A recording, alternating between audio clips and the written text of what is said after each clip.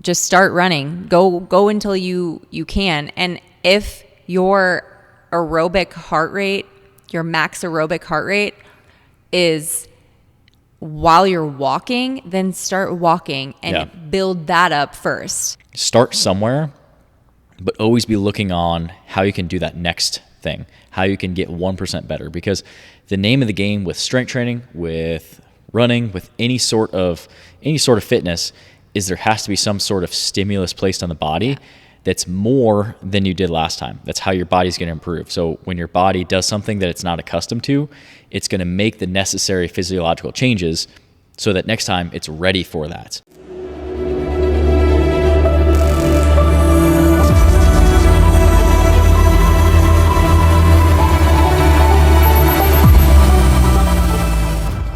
Before we hop into today's topic, we want to thank you for tuning into the podcast and supporting our brand.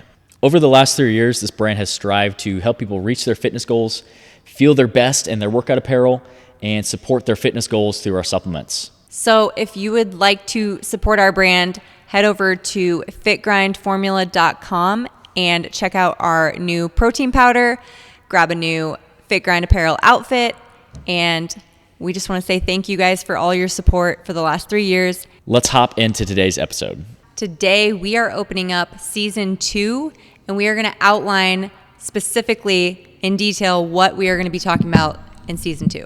That's right. Yeah, we have a whole new topic that we'll be covering and just really getting specific into our half marathon training that we're going to get into. So starting this week, we'll actually be starting our first week of 12 weeks of our half marathon prep. We'll be documenting this process on YouTube, but each week we're going to dive into a specific topic about training for a half marathon. We're going to talk about the running. We're going to talk about strength training, because you still do need to strength train when you're training for a running specific race. We'll talk about the nutrition. We'll talk about some tips that we can give you about fueling throughout your runs. We're really just going to dive really deep each week in the podcast format to just cover all the different topics about running, because there's a lot of details that we can get really deep into. But like I said, we'll also be posting a couple of videos each week on both of our YouTube channels, going over a video format, going through workouts and things related to this half marathon prep. So if you currently are a runner or you're new to running, hopefully this series will help you and inspire you to get into running or clean up your current running programs. Yeah, and it doesn't have to be a half marathon too. This is something that we're training to achieve. We ran a half marathon last October. This will be our second half marathon. We're going to be building into a full marathon this year. But say, maybe you want to do a 5K or a 10K. This is just our way of documenting what we're doing and just educating you on what it is, what we're doing, why we're doing it. And if you want to sign up for a race, I highly encourage you to. But like I said, it doesn't have to be a full half marathon. It can be a 5K, it can be a 10K. It can literally be a 5K walk. Like, it doesn't have to be a specific race that we're doing. But we do want to encourage you to kind of think outside the box and kind of just push the limits of what you could do next, what you can achieve, where that next bar is that you can really set. Yeah. So before we dive into that, let's talk about what today is. Yeah, big day. Yeah. So today is our 3rd year anniversary at Fit Grind. So we have had our gym open for the last 3 years, and we've incorporated clothing and now supplements. So we've come a long ways in the last 3 years, all thanks to all of your guys' support. So thank you, and I hope that you continue to follow along in our journey. It's been a really quick 3 years. Like, a lot has happened in 3 years, and we kind of talk about this before we get into the topic a little bit. It's been a really amazing journey. We've learned a lot. We've grown a lot, not just the business itself, but just, I know personally I've grown leaps and bounds as a person in a lot of different categories. I've learned so much, and it's really taught me so much. And Fit Grind started out as a gym, as a physical location, but it's grown into more than that. It's grown into a community, and it really is a community of like-minded individuals that are looking to get more out of their fitness and looking to really take their fitness to the next level. You know, we started the gym. About a year later, we started the apparel line.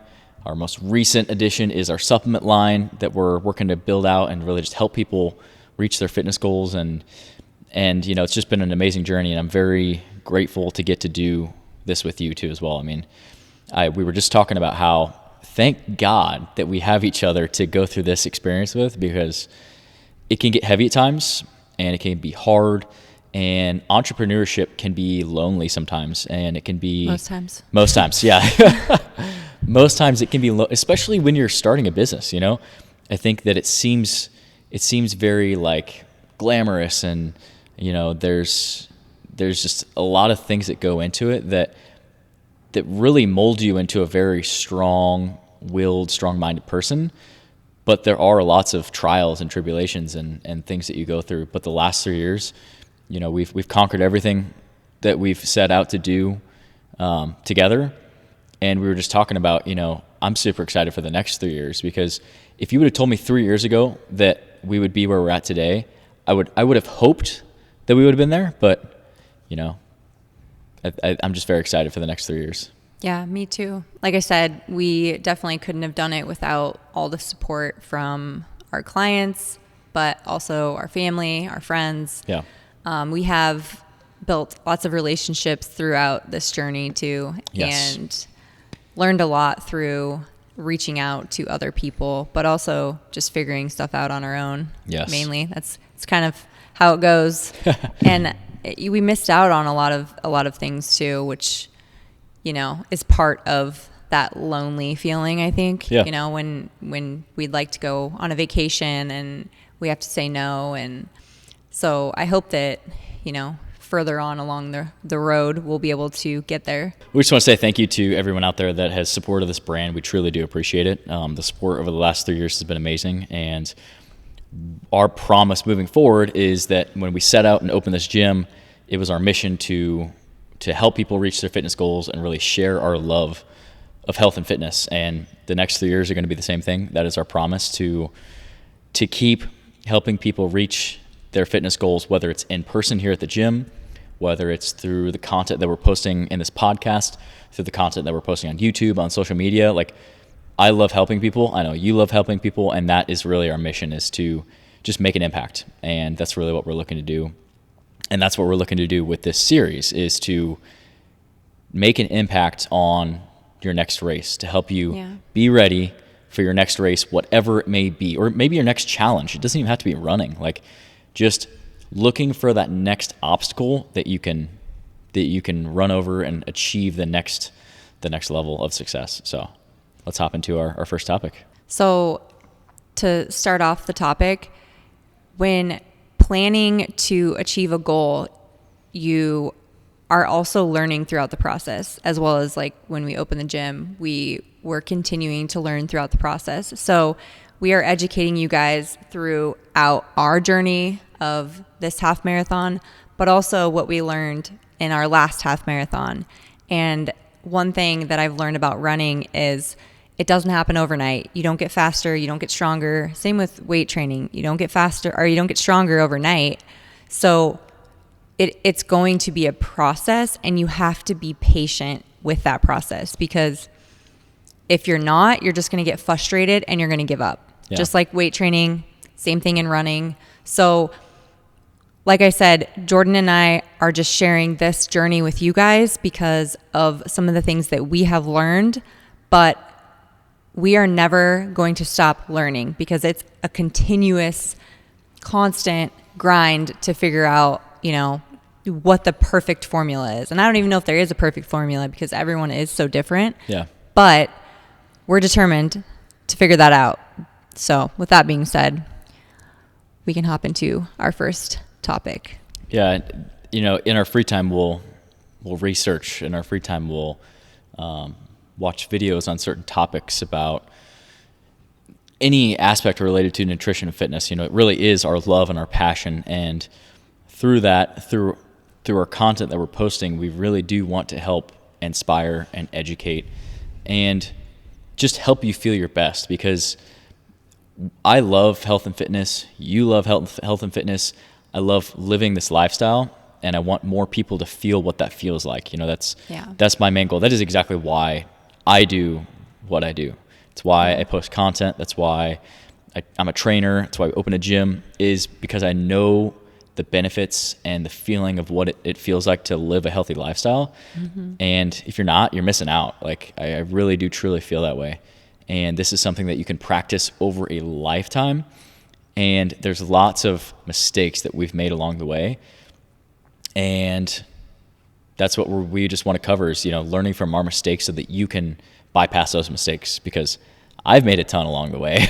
I know that for sure. So we definitely want to share those shortcomings too as well, because I think that is very powerful too. So hopping into today's topic, we are going to talk about something that sounds very counterintuitive, that doesn't seem like it would be this way, but we're going to talk about why you need to run slower to run faster.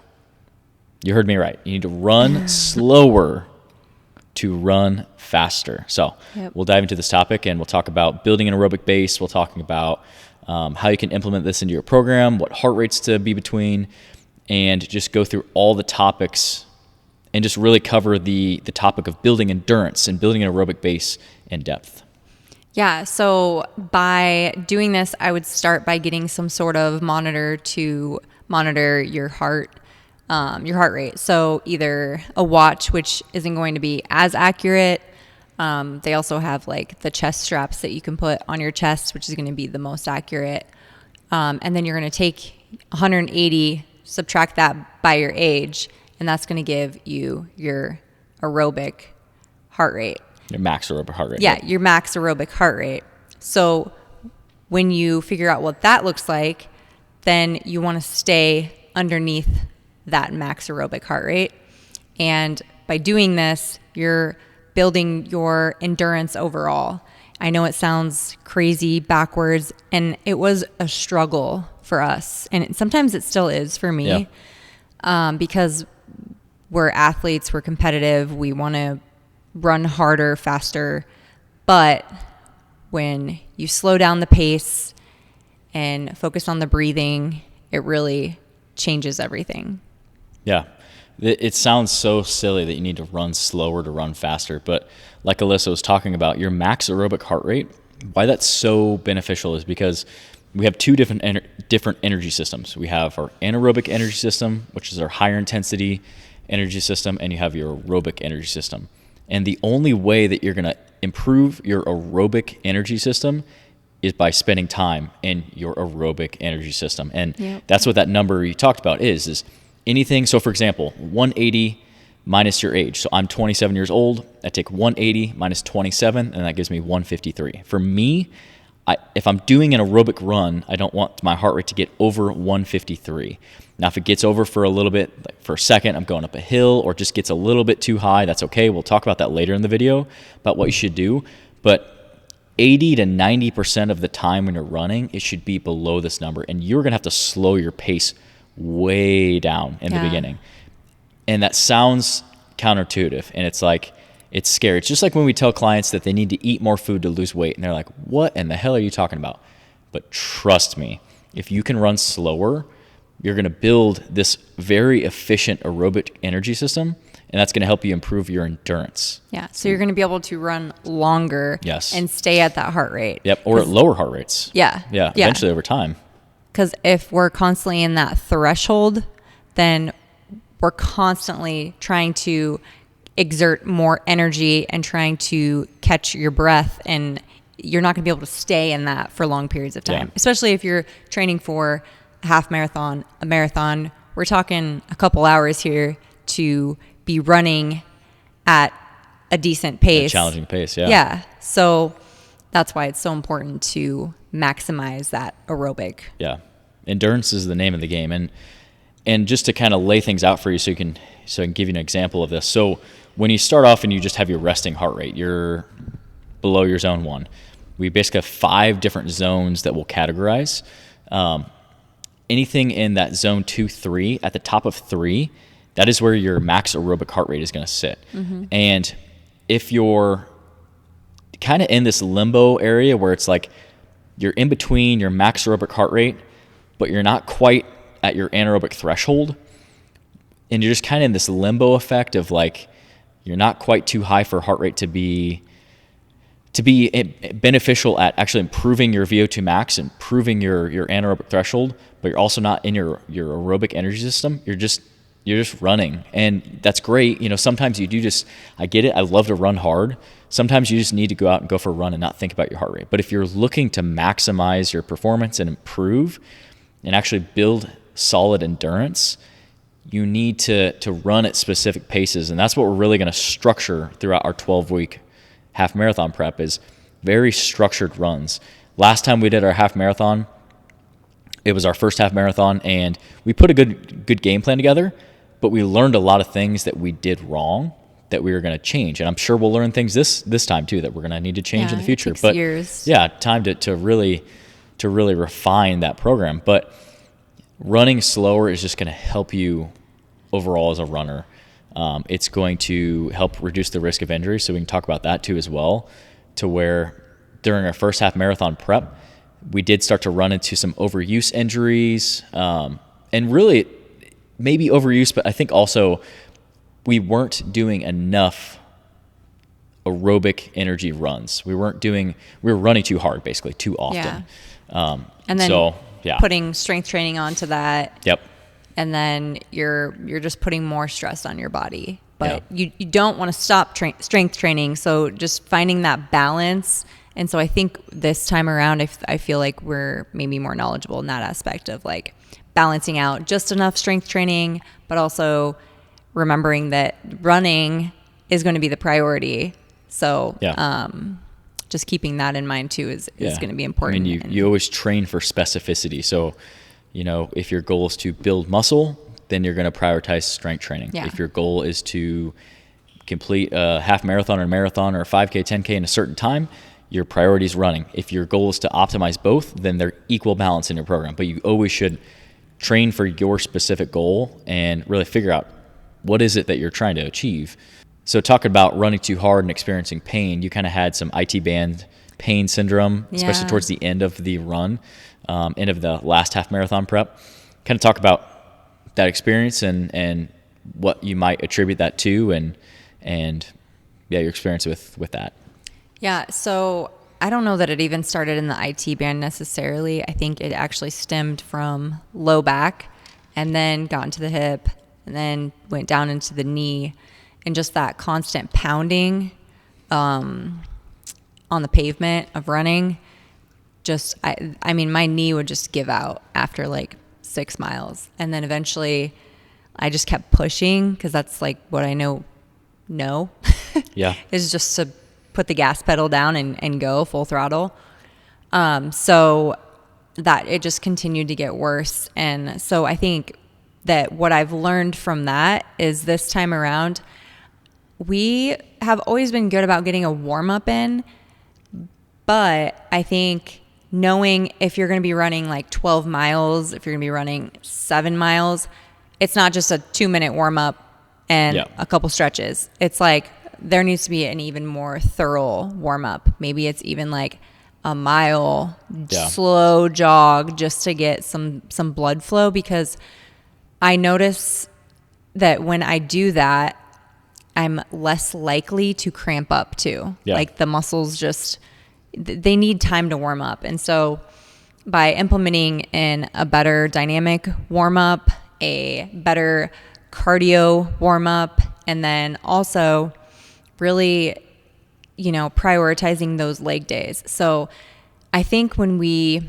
first did our training program for the last half marathon, the programming, it was good, but we put so much running on like right away. Like we went from like not running as much to like, okay, we're just going to throw all this running at us. And then we slowly inched up in a good amount each week. Started a little too high. Yeah, but we started off hot. So when implementing both strength training and running, I don't think that I was prioritizing the strength training enough because I would exert so much energy in the runs. And then by the time it was time for strength training, my body just didn't have the juice to give enough effort in that. And Yeah. so I think it caused more injury, and it really showed some imbalances too, some muscle imbalances. Yeah. I think too, so there's a couple things that can lead to injury, and what we were talking about that can kind of correlate to this. Running too hard too often. I think when we first started running, we were in that gray area that I was talking about, where it wasn't like above threshold, like sprint repeat runs, but it also wasn't below your aerobic base. It was like this gray area that is hard to recover from, like that constant higher intensity runs is great, but you do need a lot more of that aerobic base work because it's easier to recover from. It's not as hard on the joints. There's not as much pounding. There's not as much breakdown of muscle tissue when you're running at those lower paces. So that's one area that I think we definitely messed up the first go around. Yeah. Because that does make a huge difference, and you will get injured if you run too hard too quickly. So you have to think long term. If you want to PR your next race, you need to make sure that on race day you're ready to go. And if you spend 12 weeks getting ready for it, but the last 6 weeks of your training you run into injuries all over the place, you're not going to be able to run your best race on race day. So you have to think long term. It's not always about like what feels the best that day or like what seems like the most badass program. It's how much can you recover from, and what can you get in that's going to be enough to create progress, but not so much to create so much breakdown to where you're getting injured all the time. Yeah. Another thing that I think, like you mentioned, we started off with too much volume too quickly. So good rule of thumb that we follow now is not adding more than 10% volume per week. So say you're doing 10 miles right now, you would never want to go to 15 miles or 20 miles the next week. You want to add 10%. So if you do 10 miles right now, the next week you would add one more mile, because 10% of 10 is 1, so you have 11 miles the next week. And if you can follow that principle, I think that's a good principle of overload to build out over the course of weeks, and also is enough for your body to acclimate so that you don't get injured by doing too many miles too quickly. I think, like you said, that's also an area where we started off.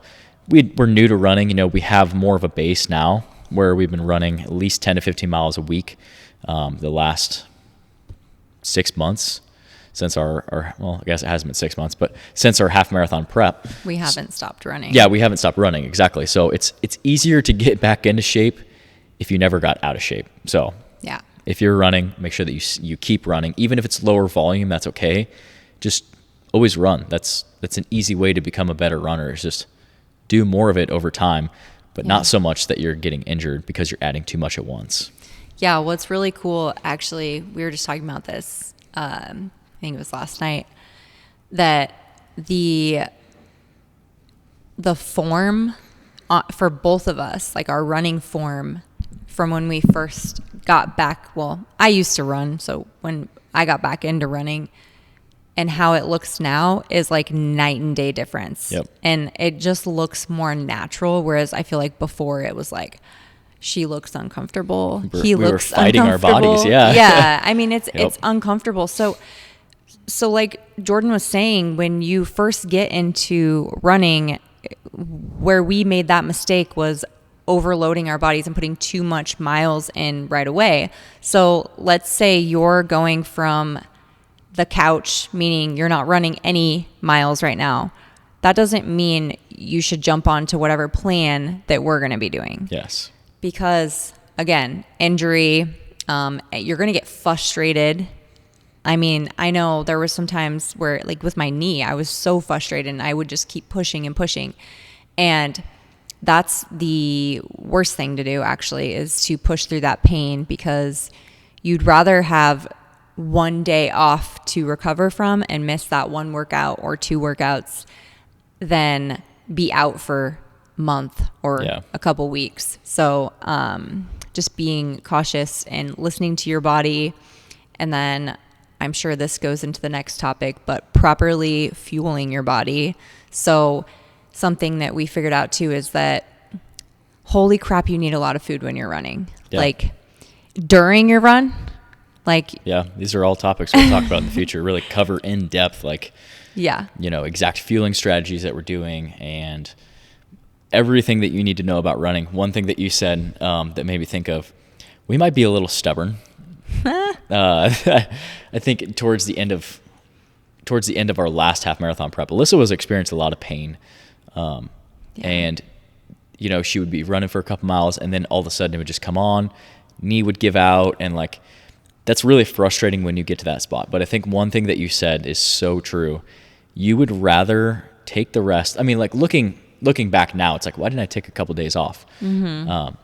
But learn from that mistake. You would rather take a couple days off or bring the mileage down and do what you can so that you can recover than set yourself up for failure down the road or have to take a long time off from running or have to get a surgery or, that's something to really learn from. That's a mistake that we both made towards the end of half marathon prep. I started to get into a little bit of like IT band pain. Again, I was just running too hard too often to where I was not doing a lot of aerobic based runs. A lot of my runs were harder paces. Growing up as an athlete, I've always done sprints and I've always ran, and I like sprint intervals. I haven't always done distance stuff. So for me, I like that hard run. I like that, like, when I'm done, I'm just like freaking beat. And every run became that for me when I started running. Do not do that. I can't say that enough. Do not do that. I thought he was going to die on the floor. It's that great. One time you I love running puking. hard. Yeah, I love running hard. Puking at Lifetime. Oh, that was just because I was bulking and we were doing bike sprints. I know, but you like to push yourself to that maximum threshold. You do have to work hard, but it's, really structured and specific. And there is validity in running at those higher paces 1, maybe 2 times a week in your program. And we'll talk about that in a future video. But most of your runs should be done lower and slower paces. You're just your body will thank you, your joints will thank you. You're going to be able to provide overload over time. And what I mean is you're going to be able to start ramping up your mileage, and it's going to help you improve your running form, like we talked about, which is huge. It's going to help you become more efficient of a runner. So like we talked about, running at those lower paces, it's going to help you over time. You're going to notice that, say my max aerobic heart rate is 153, and I'm running at a pace, just for example, say it's a 9-minute mile pace. And over time, I'm going to start to realize, oh, my heart rate's coming down. It's 150. Maybe a month later, it's like 145. That's the perfect time you can slowly start to increase the pace, keep it below your max aerobic heart rate still. And what's happening with your cardiovascular system is you're just creating more efficient of a cardiovascular system. You're creating more capillary density. You're creating more efficiency at getting blood to your working muscles and being able to keep your heart rate lower. Another thing to help prevent injury, help improve your runs, is going to be like making sure that you're getting in good stretching and mobility too, because that also helps with form and any imbalances that you're having. So I think that also was something that maybe we were not prioritizing, because there's only so much time in a day, and you do have to be realistic with that.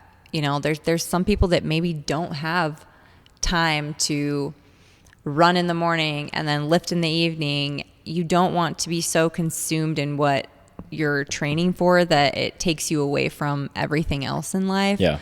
So being cautious and realizing what's realistic for you in this phase of your life.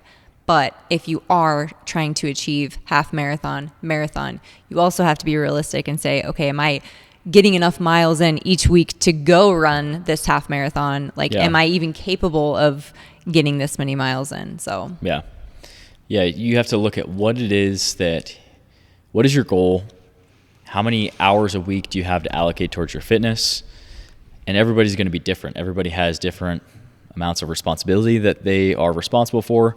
Everybody has different life stress, work stress, family stress, whatever it is, and just make the program work for you. So if you can't run 4 days a week and strength train 4 days a week, that's fine. If you can only fit 2 or 3 runs in a week and 2, 3 maybe strength training workouts a week, that's perfectly fine. You're going to see progress just by going out and doing it, just by going out and running, making sure that you're strength training, and just trying to get better, just a little bit better every time, being consistent. Yep. If you have 3 runs to do every week, get those 3 runs in. If you have 3 strength training workouts to do each week, get your 3 strength training workouts in. Stop worrying about what everyone else is doing. And I don't want this to be like, why we're doing this podcast and this YouTube series is to document what we're doing. You don't have to do the exact same program that we're doing, like you said, but this is just our way of showing you what it is that we're doing, why we're doing it, and you can interpret that and incorporate it into your life, whatever that looks like. Maybe it's more, maybe it's less, maybe it's the exact same program that we're doing, but don't go outside your boundaries of what you're capable of or what you have time for in your life. Yeah, for sure. Because when you do that, you're just going to put more stress on your body. And when putting more stress on your body, you're just going down an even bigger rabbit hole. And we're just back to a whole nother set of problems. Yep. One thing that we can kind of talk about next that I think is always interesting, and a question that I get asked a lot, is what if you can't run? How do you get started? Where do you start if you want to get into running, but you literally can't run? What are some strategies that you can do? So let's kind of dive into that topic next. I think that's a fun one.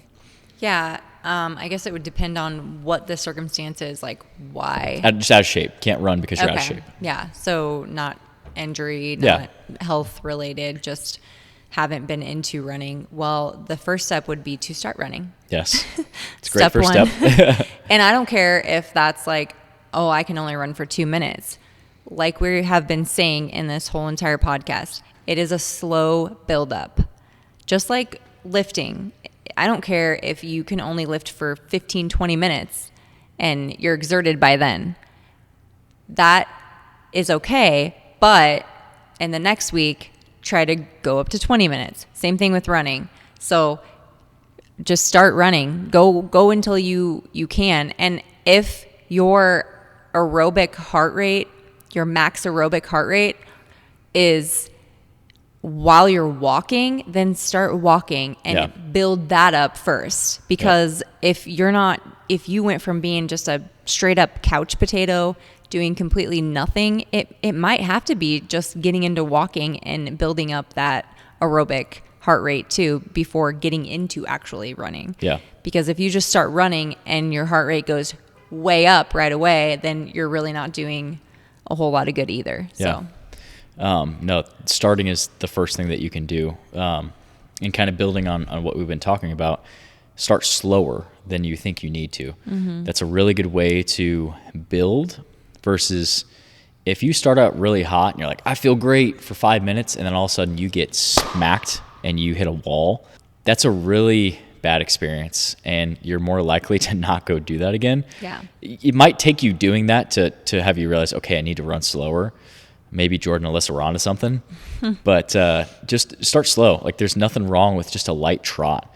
There's nothing wrong with doing intervals to start. So maybe it starts off, you're going to run for a minute and you're going to walk for a minute. You just go to a track, or you're going to run the straights and you're going to walk the corners.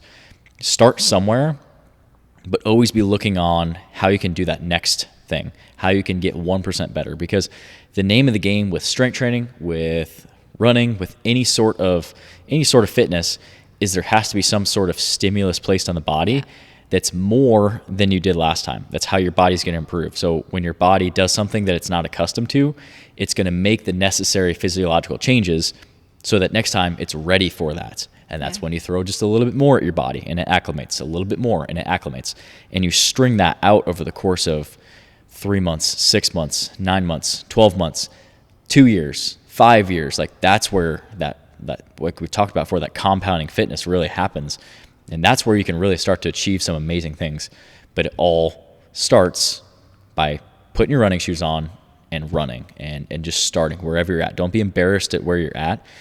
Don't compare yourself to others. Just focus on what it is that you are doing. We talked about comparison is the thief of joy. And if you can avoid that, you're going to get more fulfillment from your runs and just really learn to love that experience. Because I think throughout our running experience, we've kind of just done this together and not really compared it to anybody else. And I've loved it. I've enjoyed it. And we've seen good progress. Yeah. And that's something that just enjoy your experience with running, because everybody's going to be different. Everybody's going to be different at different distances or different paces or have slightly different running technique. But just go out and it's kind of like a blank canvas, and just go out and have fun with it, and just try to get a little bit better each time. Yeah, a blank canvas that you get to create, that's personalized by just you. Yeah. But, you know, like you were saying, just getting out and running is step one. But also, if you do the same thing every single day and you don't put that, you know, overload on your body, all you're doing is getting comfortable. And then we just plateau. And that's why it's so important to go one step further each week at least, or even each day. Just taking that one step further, whether it's increasing weight or it's adding an extra minute to your run, or, you know, saying, okay, today I'm actually going to force myself to get in some stretching. Just making those habits to push yourself. And if you can't push yourself on your own, then hire a coach, get somebody that can hold you accountable, because we all need that accountability. Yeah.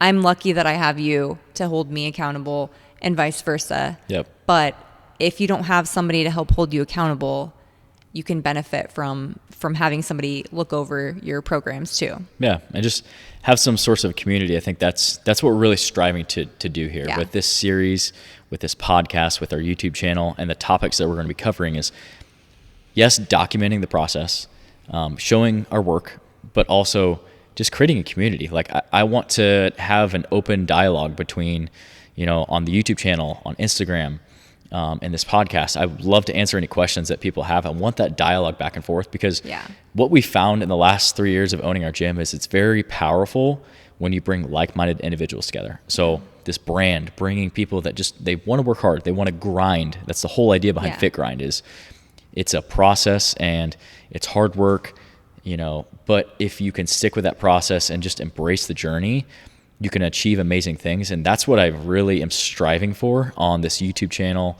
And I think that's really what we're striving for on this podcast, is to create a community of people that just want to achieve more and are eager to learn more, eager to get better. And we really want that open dialogue. So if you have any questions, I would love to hear them. You can leave them in the comments below if you're on YouTube. You can DM us with questions on Instagram. You can head over to our website, fitgrindformula.com, and you can reach out and contact us. But we're really here to help, and that's what we're really striving to do, is just create a community of people that just want to be good at running and just want to see progress. It doesn't have to be good as in like you're going to go win an Olympic medal, but just they want to see progress, and they just want to get better, and they want to feel good, and they want to move their bodies and just feel that running high, because it took a while for us to experience that running high. You know, there's a lot of sucky runs in the beginning where it's just like you're just carving out your energy system. You're just improving that energy system, and then all of a sudden one day what's going to happen is you're going to have a really good run. It's going to feel like your legs are like feathers, and you're going to be like, "Oh my God, I know what a runner's high is." Like, I get it now. I get what people are saying. I used to think people were crazy when they said that running, they feel so good and they feel energized, but I promise you, if you can stick with it, you're going to find that runner's high, and it's an amazing feeling. Yeah. So not only comment below if you have questions, but also if you're on any social platform, tag us, and we want to hear about and see your journey too, because it's really cool to see and experience what everyone else is doing. And like Jordan said, just having a community of people that are like-minded individuals who are striving to achieve similar goals. Yeah. So if you have a race that you're signing up for, or that you would love to sign up for, or a goal, let us know. I think that's a very powerful thing, is to create a community. You know, everybody just wants to belong to something and be something that's bigger than themselves. Yeah. And that's what we're striving to really build every day with this brand, with this gym. And that's what we're really trying to put out content. That's why we put out content, is because it's not just to brag or gloat. It's not about us. No, I want to create something that's bigger than us, and create something that is just motivating and inspiring and educational, and just makes people want to go do more. They want to take that next step. They want to set that next goal. So that's really that's really why I get out of bed every morning. That's what gets me going. Yeah, I'm always like, if I don't have an answer to something, I am definitely going to find that answer. Yes. Because that is just how our brains work. We Yep. are passionate about this. We are always trying to learn more because, like I was telling you today, it's like things change over time. Things change over the years. Like, you know, new studies come out. So always trying to continue to grow. We're never going to act or talk like we're up here, because even Jordan and I sharing our journey, we are still continuing to educate ourselves and still continuing to learn. Yes. So, yes. Well said. I love it. yeah. So this is the first episode of season 2 of our podcast. So like I said, we're going to cover in-depth topics each week about what we're doing with our running.